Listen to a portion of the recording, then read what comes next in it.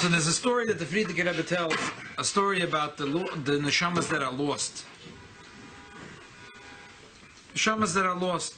And he says that there was a story with two fellows. There was a rich man, and the rich man says, "Yeah, I give a lot of tzedakah, it's very nice, but I really never get the sichos to get down and dirty to help someone, to really help someone."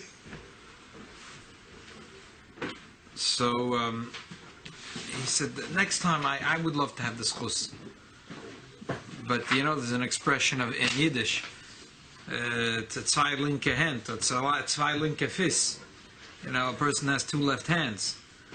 His wallet was good, but he wasn't the greatest carpenter, and he wasn't the greatest worker. Okay, but he said he wants to do a mitzvah. So it was a Friday morning. He was traveling, and he hears a screaming in the air. He screams, "Oi, oi!" So he jumps out of the wagon. He sees that there was a Yid stuck. His whole wagon was stuck with merchandise, stuck in the puddle, and the horses they can't get out. And if he has 2-3 strong men that could help him get the thing out. So he said, now is that chance to have a sichos. Now is that chance to have a sichos. He gets off. He says, "How can I help you?" He says, "Here, you got to hold the horse there. You got to schlep." He holds the horse the wrong way. The horse gives him a kick. He falls into the blotter. He tries to push the wagon. The wagon goes even deeper in the blotter. All day he was there. He's cold. He was freezing. He was shivering. Just about made it into the city before Shabbos, where he rented himself a beautiful place in the hotel. He said, "Whatever, just bring me the food Friday night." He was miserable. He couldn't go to shul even. Try to wash himself off a little for Shabbos, and he just sunk into bed. The same time, when he was traveling, there was a young wagon driver, and he was thinking to himself, I help. The Masaskim, they're good people, help you out if you're stuck with your car. He said, but I never have the sichos of bringing home orchim for Shabbos, giving them a meal, hosting them. That, this Shabbos, that's what I'm doing. That's it. Friday night, I'm bringing home orchim for Shabbos. He happened to be traveling, and he heard her screaming, "Oi, oi!" But he said, "No, today, usually I help people, but today, we got to go home. We're going to help my wife. We're going to cook and bake, and we're going to make a meal. We're going to have a full house. We're going to have people sitting from one end to the other end of the table." He comes home. He says to his wife, "No, what are we making? With a little bit of flour and 6 eggs. What are you going to make?" We're going to make whatever they could make. They made. And Friday night he came to shul, and he tells the gabbai, anyone that needs a place to eat. Standing at the door with a big smile, he comes home with 7 orchim, all beggars, starving, waiting to come. They think it's a rich man. They're going to come to his house. Oh, finally they're going to get a big fat piece of chicken, a piece of meat, a good piece of kugel. The emperor's surprise. And the emperor's surprise. He, with his whole heart, he ate very little. He gave him his bread, from the little bit of bread, he gave everyone a slice. And the couple of tomatoes he had, he gave it all away to the guest. And whatever he had. And the little half a chicken they had, they cooked in a chicken soup. And everyone had chicken soup, and that was the meal, and that was dessert. And when they came to heaven, they were told that they were fine fellows, these 2 fellows, but they had both made a mistake. Each one did the other person's job. They said to the rich man, they said, "Du hast doch zwei linke Fiss. Both your feet are left feet. Both your hands are left hands. You don't begin to know how to hold a horse. You don't begin to know how to move a wagon. Was macht sich narisch? You're going to be moving a wagon. You hear someone screaming, you go to town, you hire 3 good men that know how to do it. You're going to schlep it. You don't begin to know how to schlep a wagon. Your job is to order a good fat meal, get all the orchim to come to your house. You can afford to make a good meal, have them over at your house. And to the Balagola, they say, you had a good heart, you tried to bring the people in the house, but when you heard someone screaming, oi, oi, and you have the power in your hands to help him out, that's what you should be doing. The Shamas Atoyes, sometimes because there was a conference of all the agricultural experts for 3 days and 3 nights, and then they came out with the grand conclusion that actually the grass is green on the other side. So the Avodas Hashem, which is his Avodas Hashem, always seems very green. So we always want to do that one, that. But really, every person, the Eibishter gives us a certain talent, and that's what we have to use in our Avodas Hashem. So what about mitzvah haba le'atcha al tachmitzena? Kind of mitzvah, even if you're not able to do that, al tachmitzena, do it. That's also true. You have to know where and when. In this story that the Frierdiker Rebbe told, this guy was machmitz the mitzvah. He heard someone needs his help, but he decided he's going to go feed the poor. Also, the question is, what's my main focus? Yeah, exactly. To know what's our call. But usually we know what our call is because we know what our talent is, and whatever our talent is, that's where our calling should be. So here, there's a very, very sweet sicha that has to do with rosh chodesh, ader. The Mishnah talks about what we do rosh chodesh ader, and today we're coming from rosh chodesh ader. And also, Ashgoch Al Yoina, we started out learning 3 Parakim and Ambam.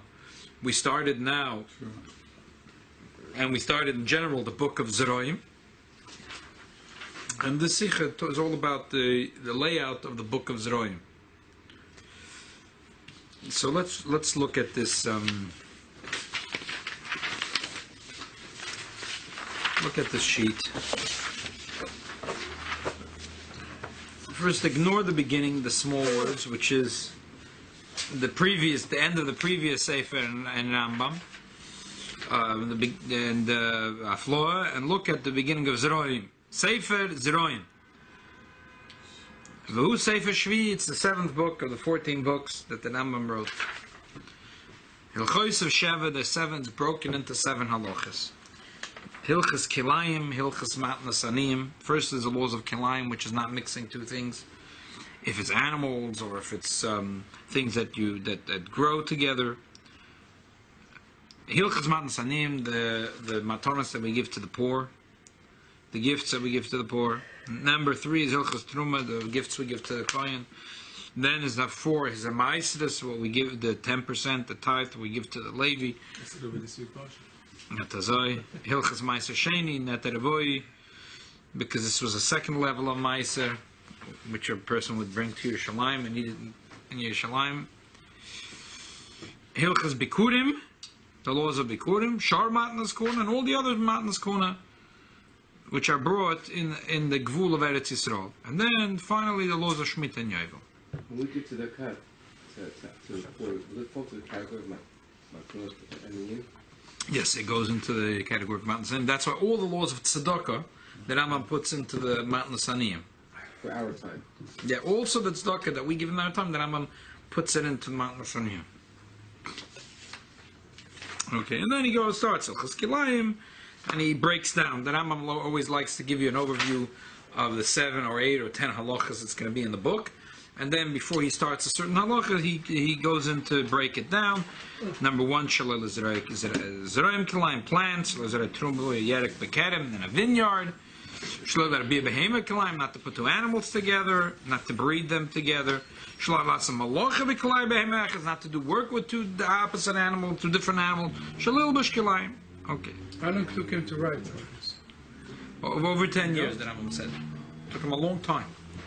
One of the very first commentaries on the Rambam is the Radvaz, Reb David ben Zimra. The Radvaz is from the very, very last generation that lived in Spain. He was 13 years old when his family was expelled in 1492 from Spain. I appreciate the history. Oh yeah? Oh good. Yeah, you say. The Radvaz it was interesting because the Radvaz is brought in Chassidus a lot. The Radvaz was interesting because a lot of in Chabad, when we talk about Torah Sasoid, we call the Chachmei Hasoid, the Balei Hasoid, the Divrei Elikim Chaim. These terminologies were coined by the Radvaz. The Radvaz was, even though he was a big Mekubal. And interesting, because his yeshiva that he founded in Egypt, he eventually ended up in Fez, and from Fez he went to Egypt. Talking about the Radvaz, not the Radvaz. Radvaz, the David Ben Zimra. He was What's the name of his famous Sefarim? Is one or two names you know? he wrote a lot of books. Big ones? Like, He wrote a lot of books. no, like one or two names? Radvaz is one of them, on the Rambam. Yeah. He wrote a huge list of sort of... So you gave Perushim on the Rambam? On the Rambam, right. He is considered one of the very first, from the first class of commentaries on the Rambam. He was a very wealthy man. He would travel to Venice, and he with his own money he supported a yeshiva, and he lived in Egypt for many years.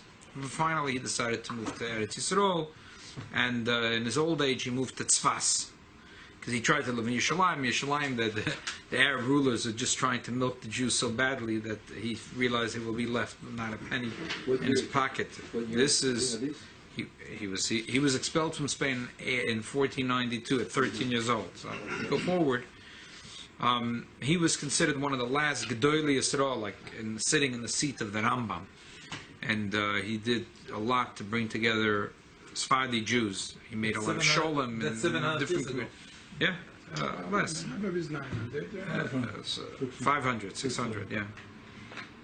His yeshiva that he founded, which he never collected money for his yeshiva, because all the money was from his pocket. One of the star students was the Ari Achai, the Arizal. Was a student from the yeshiva of the Radvaz. The Radvaz moved to Tzfas.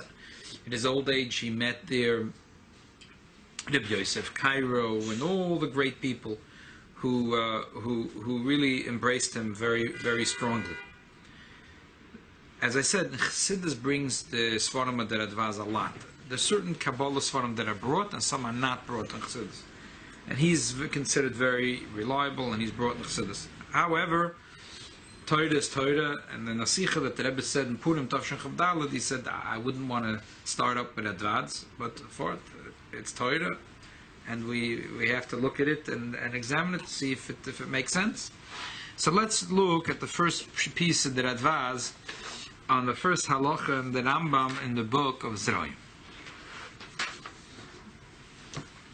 Perek Aleph. Skip the first piece where he talks about not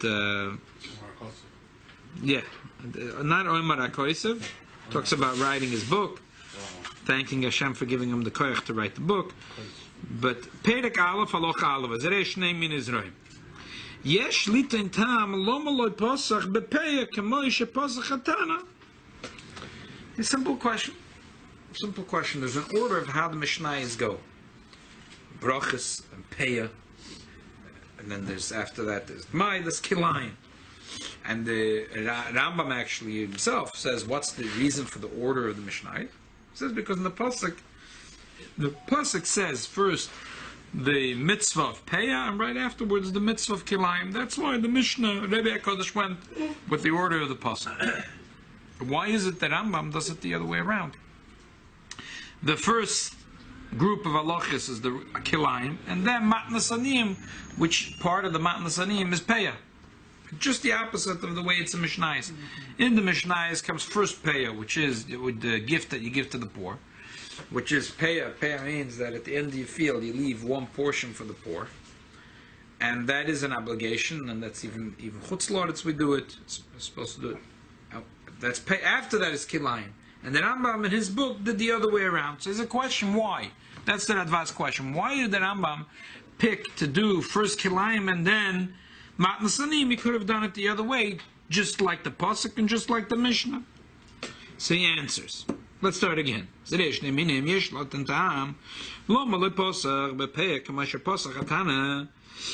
answer is what did he write in the end of the Tezvav Ba'ader Bezdin Nifnid? In the 15th day of Ader, the Bezdin would go out and they would rip up the kilayim. They would go and fix up the roads, and so on, things that are important for the congregation. The Mishnah Berei Shkolim was the first Mishnah in Shkolim. Be'echad ba'ader mashmirim ala Shkolim ala kilayim. On the first day of Ader, they would make announcements reminding everyone for the Shkolim and the importance of separating the kilayim. And then B'tezvav bo, in the 15th day, Kodenos and Megillah, they read the Megillah in certain cities. In other cities, they read in the 14th. Others the 4th. V'yotzin, and then they go out after the kilayim. They go out and they enforce all kinds of laws. They fix the roads. They fix the waterways. And they they sit down and they start actually collecting the shkolim, and they also rip out the kilayim from the fields. The special police come, ice police, with the special jackets come around, and they, all the illegal plants get ripped out. But they used to do it themselves, and then the people says, let them walk for me for free. It says no. Then they would be mafia the whole field. No, you will let. Yeah. There's a kilayim. So therefore, because he finished in the previous sefer, he spoke about kilayim. He continued the theme with kilayim. The second reason, kimilas kilayim, koilelas kolomina kilayim. The word kilayim is all kinds of kilayim. Not kilay ilonis, not to mix two types of trees, not to graft kilay zeroim, plants. Kilay akerem, not to mix a vineyard and grain.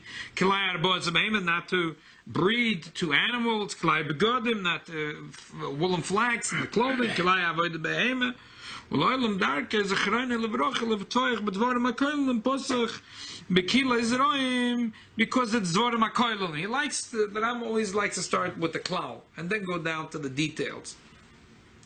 That's the two answers that Advaz gives. Again, question is in the posach and in the Mishnah. We saw first the gifts of the poor to the poor, peya, and then kilo laws of kilayim. Why does the Rambam do it the other way around? He gives two answers. If you examine the Rambam, says the Rebbe, he says that Advaz is a great man, but still, if you look closely at the answers, they really, it's hard to understand what kind of answer they are. If you look in the previous halacha, thank you so much. If you look in the previous halachas, in the last chapter of the previous book in Afloah, so if you look in the top of the page, he says, Chamishos of the ader, the 15th of Adar, Bezin nifnim lachapas v'liv dekaltzar chaytzibur. The 15th of Adar, Bezin would look into the needs of the congregation. Linyon kdoshim is a thing of hektish uboitkim v'doshim v'choykim upoidim kdoshim zachram v'guvin as erchem v'sadam v'zachav k'dei sheyiyah kol ha'om oslit and trumas ha'shkodlim l'chatz k'zveis l'keinu. So they make sure that the main thing they collect the shkolim, that should be from Rosh Chodesh Nisan. They start using the new shkolim. Okay, that's the halacha number 1 in the last chapter. In the previous book, and the last halacha Gimel is loylam layakdash adam layachrev kol nechosav. A person should never give all his belongings to charity at once. V'oisakain over al das hakosav sheyom mikol ashaloi v'kol mikol ashaloi v'lo kol ashaloi. K'moi shebirachom and v'ezach chassidus l'shtus. This is not.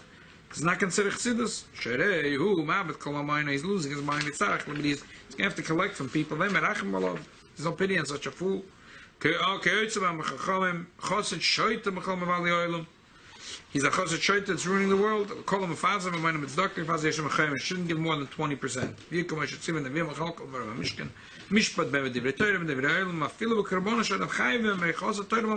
Unless he has very big problems. Right? Oh, right. Like the Alter Rebbe says in the Geras Tshuva, that it's not that he's giving money for the poor. He's giving it for his own issues. So, if a person needs medicine, he's not going to say, okay, 20% of my money, it's more. I'm not. If a guy is dying, he says, no, I expect to pay 20% of medications. Not he'd spend every nickel he has in his pocket. So, but the tzedakah out there says that you're giving it for the good of the poor, 20%. But if it's for your own good, everything. Okay. Now I'm just talking about the regular din. Okay. So, so let's understand. What's the first teretz that he gives?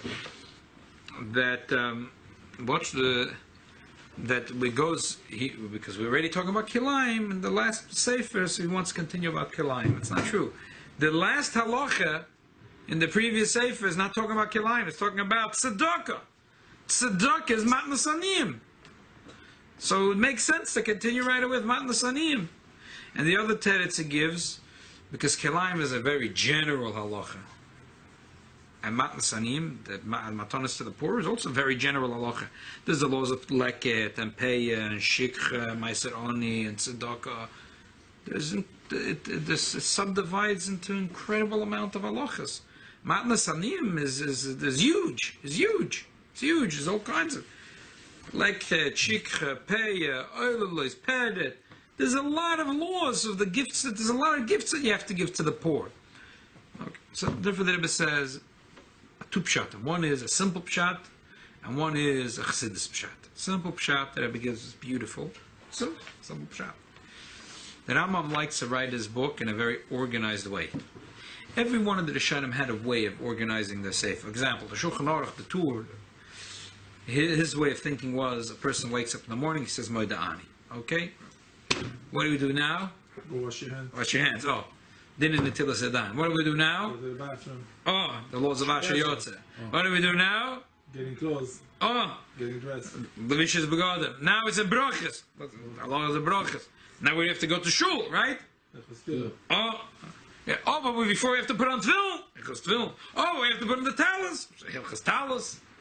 Yes, you finish davening. You get breakfast. Oh, hilchas atilas yudayim. Then you have to make a moitzi. Oh, hilchas brachas. Then you have to bench. Hilchas brachas hamazon. Then comes mincha. Halachas mincha. Halachas abayim. Hamapel. That's a weekday. Then comes Shabbos. The laws of Shabbos. And every one of the Rishonim had a way of how to write their. The Rambam also had this whole thing that he split the Torah into 14 books, but a very logical way. So he wanted to say the book of Zeroim. So the Rambam said like this. Let's do it like this. First thing is when you plant the seeds, laws of Kilayim. Then after it starts growing, you have to give to the poor. After that, because that's already right when you cut. After you cut and you make piles, you already have it in the storage houses for grain. Who do you have to give number one? You have to give the truma to the kohen. Then now after that, the ma'aseres. After that, there is a detail which is not every year, which is ma'aser sheni. That's all the plants that grow from the ground. And then after he talks about the little, he talks about the big trees, which is the laws of bikurim. And then all the other laws already about challah, which is baked bread, which is all final products. And that's all year 1, 2, 3, 4, 5, 6. Then comes year 7, Shemitah. Then comes Yovel, year 50. That's why the Rambam wrote it in this order, because he wasn't concerned about the order of the psukim. In this book, he went the order in a certain order. First thing, a person has a little seed, he plants it. Oh, let's tell you the laws of Kilayim. It grows. First thing is he starts cutting. He has to leave a part for the poor people. This section of the field, a little drop falls off on the side. Shikha. I'm blocking your car. We finish the shiur. So he goes matnas aniyim. Then truma. It's just the order. That's it. Very simple. Second shot that Rebbe says a pichsidis, and this is the beautiful thing. There is the mission. The first mission of Mesach HaShkolim. Sorry, my computer is playing around, so the last two lines really have to be before then. The other four lines. Be'echad ba'ader mashmiim al HaShkolim v'al HaKilayim. First day of Adar, they would go at a chodesh. Adar Bezin would make a big announcement. Everyone should remember it, that they should get ready for the Shkolim. Shkolim will only give 2 weeks later. Everyone should remember about the Shkolim. Chamisha Asar in the 15th day of Adar. In the cities that have walls, they read the Megillah.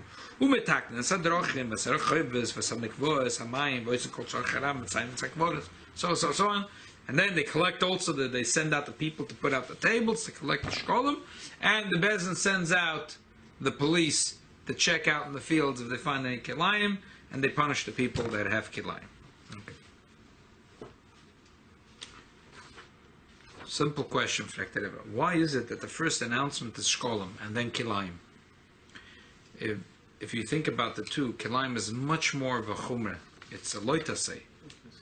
Also, it's for everyone. And also, the clock is ticking. If two things are growing together at a certain point, for example, in Akedim, if it grows a certain amount, so that's it. They're both tainted. They both have to go to the garbage. They're also, there's nothing you can do about them. If they grow a certain amount. Until that point. It's also forbidden. Is it an It's mekadosh. An avera a day? Does it work like that? Yeah, it's every minute, right? Every Every minute. day's another thing. Yeah, and after a certain point, not only is it an avera, but you cannot allow. It's forbidden to eat their fruit. So, and the shkolim, on the other hand, even if a person didn't give the shkolim on time, it was fine. Even if he ended up giving after Chanukah, gave it after Shavuos, they would have in mind for the money that's going to come. When they took the Trumas Alishka, they would take from the Machzah Shekel, they would take it. They would have in mind also for the people that didn't send yet, but they are going to send. Why is it? They didn't force to give shkolim. And they would force anyway. So eventually they got everyone. Why is the Kilayim the first announcement? So the Rebbe says the pshat is like this. When the Ramban says, what's wrong with Kilayim? Yeah? Today there's a big issue with... Changing God, you're changing God the way it came. That's what the Ramban says. Today there's a big issue with modified crops, right? GMOs, exactly. Genetically modified crops. Organisms. So there's a debate about it. The truth is that the Ramban says that the Torah created a perfect world, that the Eibusha doesn't want. A person should mix the crops. Yeah, the organisms were created in the way that they sustain themselves, and the Eibusha said that don't be smarter than me. Okay. Are there a lot of poskim that are saying that it's asur to eat? No, it's not Kalayim. Depends how it's. You're allowed to eat it. That's the bottom line. Is you're allowed to eat it. Only Kilai Akedim you're not allowed to eat. Only Kilai Akedim is where you're not allowed to eat. When I was a student in Detroit, I stayed. I was Mesifta, so I used to, for a time, I used to eat supper in the house of Rabbi Stein. Rabbi Stein is a cousin that was in our shul. He's the principal of the school. So his wife told us once a remarkable story. So she was sick for years. She was going to doctors. And her husband wrote to the Rebbe finally.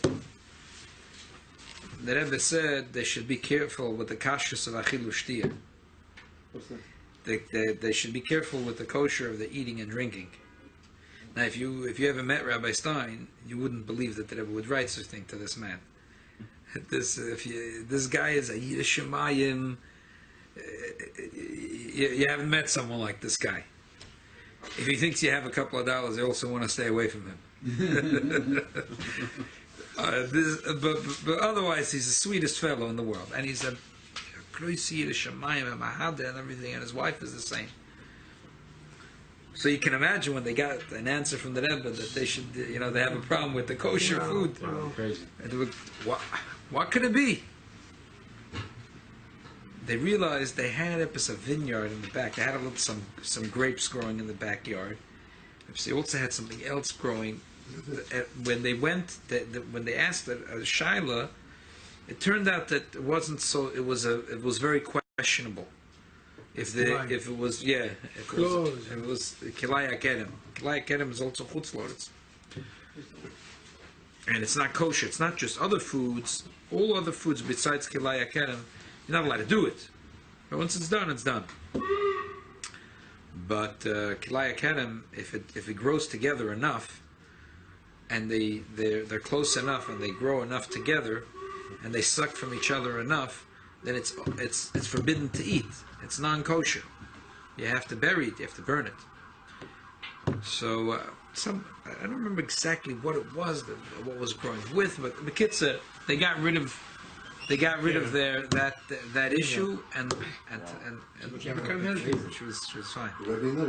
Yeah, never knew. Well, so it's Mordic. The Ramban says that that's the union of Kilayim.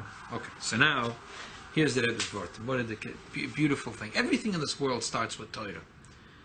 it's stakel beiraisa bara alma. Everything in this world starts with Torah.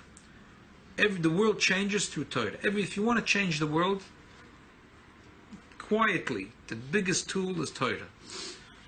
So, what's the reason that every year they announce a month earlier about the shkolim? Because it was very important that every year they don't mix the shkolim from the previous year and the next year. At the end of the year, the shkolim they would never use it again for the karbonos of the following year. Because chodesh Nisan is Rosh Hashanah for many purposes, and for hekdesh very much. Rosh chodesh Nisan is the beginning of the year. You were not allowed to use any of the money. The last money it comes in, contributions, one big box. What's the difference? Money is money. Greenbacks, who cares? You need to buy karbanas. You got the money. You got the no. Didn't work that way in the Beis Hamikdash. You're not allowed to use the shkolim of last year for the karbonas tzibur. For the karbonas tzibur, you cannot use the money of last year. The Echad Ba'ader, the Bezin was concerned to make sure, even if they didn't get all the money in, but they needed to have that, because last year's money was not going to be used for buying the karbonas. The main thing to use the shkolim was that they would keep it in 3 big boxes and a big vault in the Beis Hamikdash, and they would go in periodically and they would take out the money. What would they do with the money? They would buy the karbonas. So we see here that there's a concept of kilayim, right? You're not allowed to mix the tzedakah of last year and this year. So now, where does it start? When the Eibishter says not to mix things in this world, it starts in Torah. It starts with the shkolim. And then we go to kilayim. Bezdin announces, and gives, the Bezdin announces, they give the koyach to the Jew not to mix, not to have genetically modified mamzerim. It starts with the Torah, that the shekel of last year, the shekel of this year have to be separate. That gives the koyach also in the world not to mix up things, opposing forces where it's unhealthy, where it's not good for the world. That's why first you do the shkolim, and then you do the kilayim. But kilayim is 2 different kinds. Shkolim is the same money. You don't have 2 kind money. So very good. Exactly. But money is money. Very good. You have this tree and this tree. It's different thing. Very good. We'll get to that. Very good. Because we're soon going to say that there is oilam, shana, and nefesh. Osha. In this world, there has to be, there's what makes this world? Time plus space, and a human being. That's what makes this world. It's the main ingredients. Oilam, shana, and nefesh. There can't be kilayim in the oilam, in the shana, and in the nefesh. Shana is the shkolim from last year, this year. Right, Oshan. The kilayim is in the space of this world, and in the nefesh we'll talk about in a moment. So it's a good question. There's different types of kilayim, but they're all kilayim.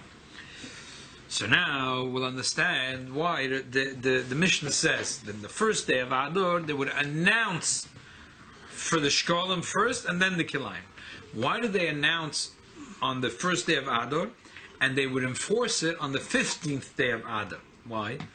Because there's a concept of bekoyach and bepoil. When the Bezdin gives the koyach for us to Zavodas Hashem, and when we actualize this power that the Bezdin gives us.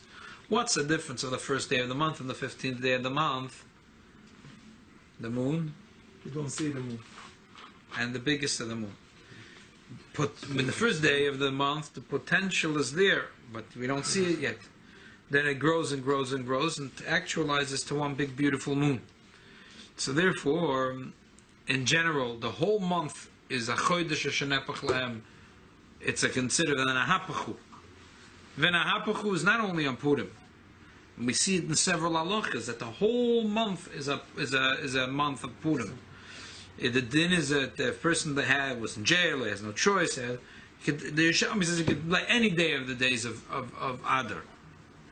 And the Shulchan Aruch says, and it's brought to Shulchan Aruch, and the Gemara Taina says it, there's a halacha, that a person that has a judgment against a goy, he should try to verschlep that the judgment day should be any day in the month of Adar. So we see that any day in the month of Adar is good for the Jews. However, there's one day that's special. Within Adar itself, there's one day which is the 14th or the 15th. That's very special. The first day of Adar, which is tonight, we're coming from chodesh Adar, the first day of Adar. We mashmim, the Bezin announces. But when it comes to 15th, that's when they enforce it. Because that's when the moon is in full swing. So, but again, we start with the shkolim, and then we go to the kilayim. The Rebbe says an interesting thing, and we see the minig is that people wash right before Shkia, and they eat, okay, you have to eat, he said, for the Suda before Shkia. This year, by the way, on Purim, it's not going to be that hard to do, because change the clock, Motzah Shabbos. So you're going to get the best of all worlds this year. A short fast, a long day for the party. You're going to get the fast before Shabbos. And Thursday, Machaya. You know, think about the Balkoida. He has this laying the whole Megillah. He's still fasting. He doesn't. Right? So it's still tough. This year we get it really good. So, but the bottom line is that you have to eat the meal and you have to wash when it's still daytime. But the minig is that everyone sits and starts l'chaim, and it goes for many hours into the next day. It's already after Shkia, after Bein HaShmoshes, after Tzei Sekachovim, after the Rebbeinu Tam's Tzei Sekachovim, 3 times the Rebbeinu Tam Tzei Sekachovim. Even though if you don't know how to tell time, it's after the Tzei Sekachovim. It's already the next day. But the Rebbe says that because the power of chodesh Adar is really on the 15th. So therefore the minig is that we continue the Suda into the 15th. But we're losing 1 hour this year. Not losing. You get 1 more hour. We gain. You get another hour of drinking. It's still 24 hours. You're gaining an hour. Less sleeping. Less sleeping and more drinking. You lose 1 hour at night. You drink less and you go to sleep. For those people that are Makayim, the mitzvah Adal by sleeping, Nebach. But those people that are Makayim mitzvah Adal by drinking. I want to come to your party. Very good, you're invited. Start drinking now. You're invited. Catch up. So that's the first day of Adar is the koyach. So we announced, the Bezin gives the koyach for this avodas Hashem. Not to get famished, not to get fablonget, not to mix. People, there's an oilam and a shonim and nefesh. What's a nefesh in a person? People sometimes, the Eibusha gives them wealth, and they get fablonget, they mix. Sugar. They have to realize that Rambam says 20% doesn't belong to you. It's not your money. It's in your pocket. It's not your money. That money belongs to tzedakah. 20%. Is that the thing? No, that's midas chassidus. But that's the attitude. The midas chassidus is to say that 20% doesn't belong to me.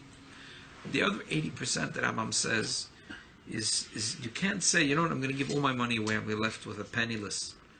Because you have an obligation to your family, to your wife, to your children.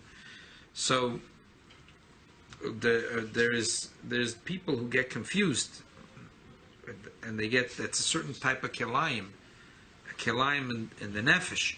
That's why the Alter Rebbe says you're allowed to give more tzedakah if it's for your good. If it's for your good, sure, you can give 100%.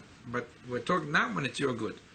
So therefore, there's three types of kilayim: oilam, and shona, and nefesh. And if you look closely, it says the Rebbe and the Rambam. That's what he's doing. In Hilchas Erchem v'Charomim, in the first halacha, he's talking about not to do kilayim when it comes to shona in the year, not to mix the money from last year, and that's why Bezdin starts already on the first day of a month early already. That we don't mix the shkolim from last. That's kilayim in time.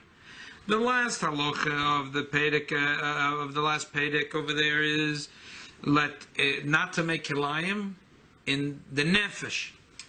Not to make kilayim. True, 20% of my money I should have this attitude. It's great to say that I give for tzedakah, but I can't say, you know what, I'll be a big tzaddik, and my wife won't have anything to eat, but I'm giving all the money away for tzedakah. That's a certain type of kilayim in the nefesh. I'm making a mistake, like the story of the Frierdiker Rebbe with this guy. This guy is the Balagola and this guy is the rich man. The rich man should be inviting guests and making a delicious meal with good, not that he's lethargic, he's in bed now, also knacked, because he tried to be a chochem and do something he doesn't know how to do. He knows how to lay out a good meal, lay out a good fat meal, and have guests enjoying the meal by you. The other guy, you know how to fix a tire and schlep a horse. What they did was kilayim. The guy that knows how to fix a wagon and pull a horse decided to invite the guests, but they never got a good meal. And the guy who could give a good meal decided to pull the horse and to schlep the wagon, but he doesn't know how to do it. So that's a kilayim, that's also a type of kilayim, a nefesh. Then the Rambam is already talking about the types of kilayim. So the Rambam in the next sefer right away starts with hilchas kilayim, which is, since we're already talking about kilayim, so the third level of kilayim, which is kilayim in oilam, in the world, not to plant these two, these two animals, these two types of materials. So because the Rambam already spoke about the two types of kilayim, so he continues the third type of kilayim, because these three types of kilayim go together. Olam, shanam, nefesh. There's some people that get confused their own avodas Hashem, because the grass is always green on the other side. That avodas Hashem seems very attractive. I know what I should do. My avodas Hashem is in different stages in life of different avodas Hashem. So I know what my avodas Hashem should be right now. I say, if I could just sit and learn now, day and night. Forget about my wife and kids, whatever. Let her worry about it. I'm going to be a tzaddik. I'm going to learn day and night. But that's not my. That's not what the Rebbe Shalom wants from me right now. I have to know what the Rebbe Shalom wants from me right now. The rich man has to know that right now is Erev Shabbos. He shouldn't try to be a big tzaddik schlepping people out of plotus. He should be going to Avenue J, walking in the deli and ordering half the store into his house. The guy who knows how to fix a wagon, he should be fixing the wagon. But isn't it common sense for the person to know what the right path is to them? That's a lot of common sense, but yet all the experts say that the grass is green on the other side. Because it's unfortunate. That's the way the Yitzhak makes it. Always looks at. But the other, he likes to confuses kilayim. That's kilayim in the nefesh. That's kilayim in the nefesh. I'm going to do his avodas Hashem. He's going to do my avodas Hashem. But I don't know how to do his avodah. He doesn't know how to do my avodah. And same thing in life. You have to pray for these. Yeah. You have to pray for these. You have to really pray that you know what. That's true. Sometimes you have to pray. Sometimes it's obvious. We try to ignore. We know how to play games with our mind, and we ignore the obvious. Sometimes in life, we know what should be, what the Rebbe Shalom wants from us right now. Where should be the lion's share of our time, where we should spend it, and our energy, where we should go. So we know now it's Baruch Hashem. We're semi-retired. We have time. We should be learning a little more. And we get fachapt and all kinds of, but that's not what we should be doing now. Or the opposite, there's a person that knows right now his job is that he should be learning a perek echad shachris, a perek echad avos, but he has to be doing, he's a shliach. The shliach will say, no, but I have to, I'm busy, I'm learning shas right now. Okay, there's people, there's intermarriages and nebuchidin that are going off the derech every minute, but I'm not doing anything before I make my first siyam hashas. Right? Yeah, there's a time for everything. There's kilayim in the neshama. That's a big. That's called neshamas hatoyos. They get from one jet. Right. So there is kilayim in oilam, in shana, in nefesh, in makim, in space. There's kilayim in time, and there's kilayim in the nefesh. Once the Rambam spoke about all three things of kilayim, then goes matnas hanim. Why matnas hanim? The Gemara says that the rosh truntzrufus asked Rabbi Akiva.